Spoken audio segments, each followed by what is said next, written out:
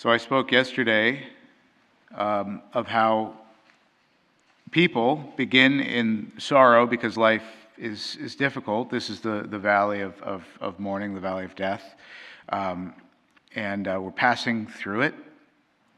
And how when we encounter the Christ risen and in power, we are confirmed in a joy that we're told we should have. And then that joy overflows in this evangelical spirit to go and tell everybody that we know that we've encountered the Lord. Here we have a perfect example of the method or the process that I was talking about yesterday. We have these two disciples who are downcast, and they're walking along. They're really depressed. Things have gone badly. And then they encounter Christ. They recognize him. They're really excited, and they go and they tell everybody, right? But how does this happen?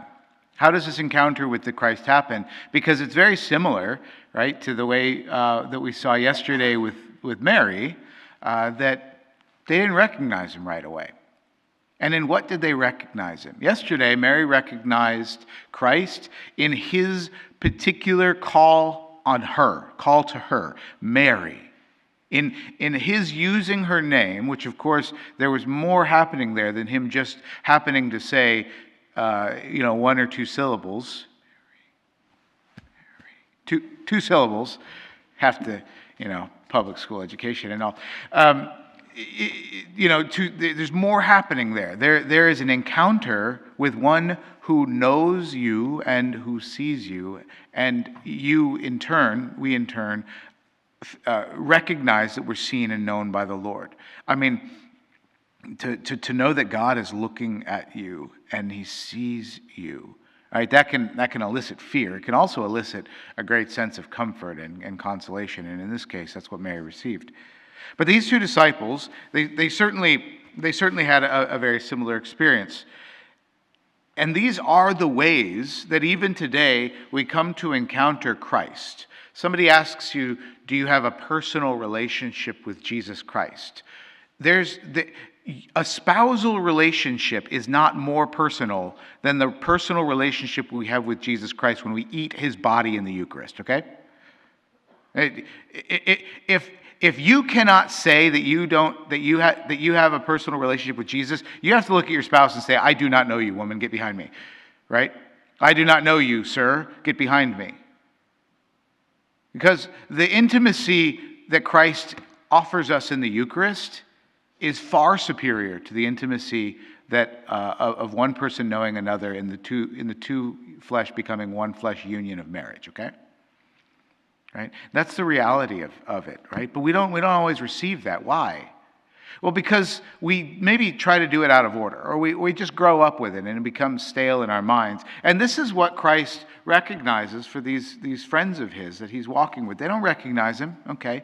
How do they recognize him?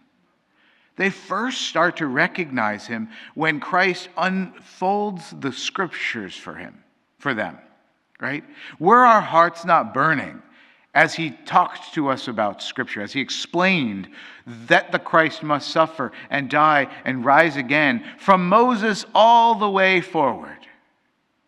Right? And we've spent all of Lent doing that for you, right? Looking through the prophets and projecting forward to what the Christ is going to do, what he must do, how his suffering is not going to be scandalous, but that it's efficacious and that his resurrection is around the corner. And indeed, here we are in his resurrection. These disciples of Jesus are walking and they're receiving this. And it's making sense, right? This is sort of like the locked in, when somebody says something and you just know that's right. It fits with everything else that you know about the world. It's such an epiphany that you just simply can't deny. You just know that that's true. Well, this is the experience these men were having as Christ unfolded the scriptures for them from Moses through all the prophets up to the present day, for them to recognize, okay, what happened needed to happen.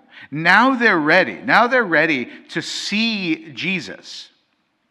Right? So Jesus stops and he's gonna have so they did the liturgy of the word. Now they're moving into the liturgy of the Eucharist, right? Jesus sits down with them at table and he does all the things, right? He takes bread, he blesses bread, he breaks bread, he gives bread. These are the actions of the Passover feast to be received into and to receive the covenant lamb, the flesh of the lamb by which we enter into the covenant, right? He does these things, and then their eyes were open. They did not see Jesus. They did not recognize him in his resurrected body, but they did recognize him in the Eucharist. That's a pretty fascinating thing. But they had to be prepared for that. I could take the Blessed Sacrament out and put it in front of a bunch of pagans who don't know anything about Jesus, and they'd be like, what in the world is that?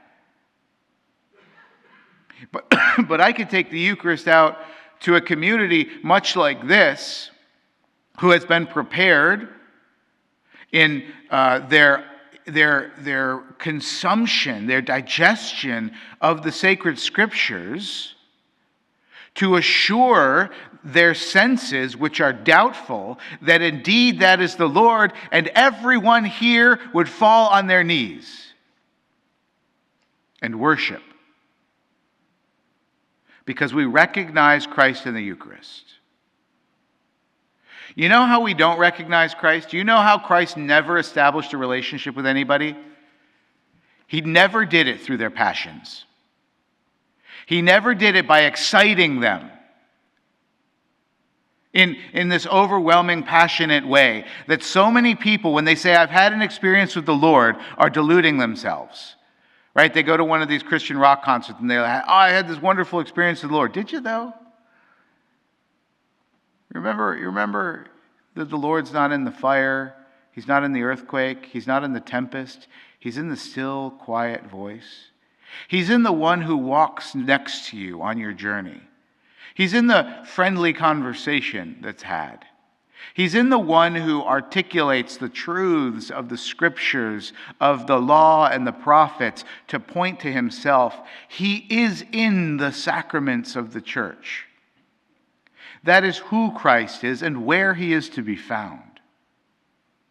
Now, we can have exciting fun with friends, but true deep relationships are not established in the moment you jump out of the plane with your buddy to go skydiving.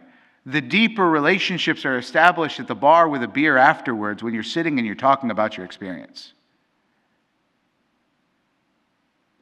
And that's where Jesus finds us. That's where Jesus wants to establish relationships with us. Not in the chaos. Our relationship with Jesus is important so that when we enter into the chaos, we know how to talk to our friend. But the friendship is established. The personal, intimate relationship with Jesus is established in word and in sacrament.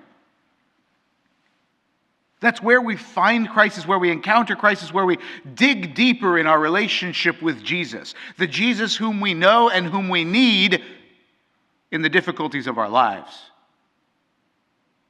In the joy, the overwhelming elation of a new child, or the marriage of a loved one, or a promotion of a job, when we're inclined to forget God because we don't need him.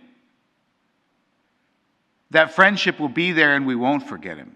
We'll welcome him into that joy. Similarly, with times of trial and struggle, when we're betrayed, when we lose that job, when a relative has died, when someone has a miscarriage, and we turn to God not as a friend, but as a genie, or as a